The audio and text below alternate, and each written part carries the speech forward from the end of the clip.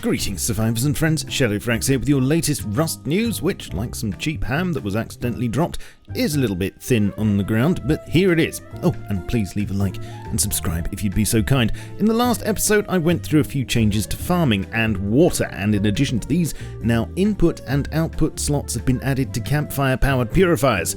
Fluid switches also now have inputs to switch them on and off. As well as this, hardiness genes on plants now boost their temperature happiness, presumably making them more tolerant of colder biomes. And congratulations to everyone who spotted the deliberate mistake in last week's video.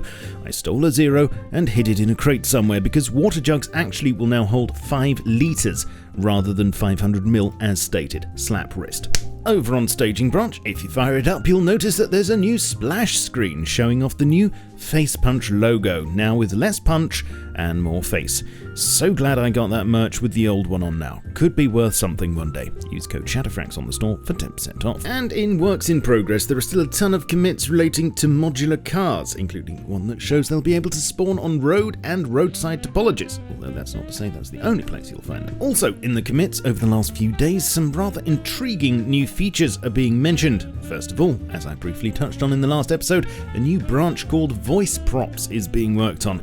There was mention of cassettes, and now a radio, which you may remember a very, very old concept of back in the day. Here's a more recent batch of concepts though, which were produced around the time of the Instrument DLC, and which eventually led to this model being created. Along with this, support for Shoutcast is apparently being experimented with, which is an online radio station broadcasting service.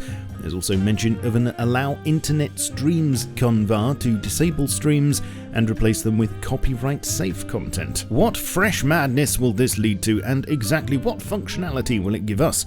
I'll have to let you know when I get the signal, so stay tuned for more info. Also interesting to note is another branch entitled Mixing Table, and this is currently shrouded in vagueness, so exactly what will be mixed on the table is very much to be confirmed. Will it be substances, sounds, or pie fillings? Again, I'll have to let you know when it becomes more solid. Something solid I do have to show you though is some of the latest work on the update to building blocks.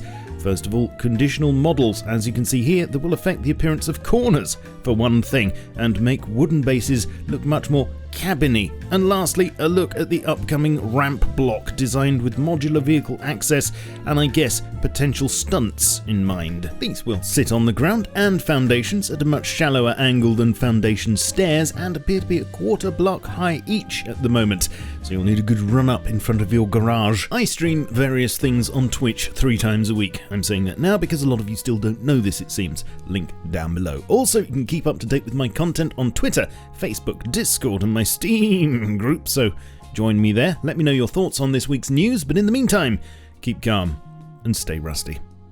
Cheerio. Slap wrist.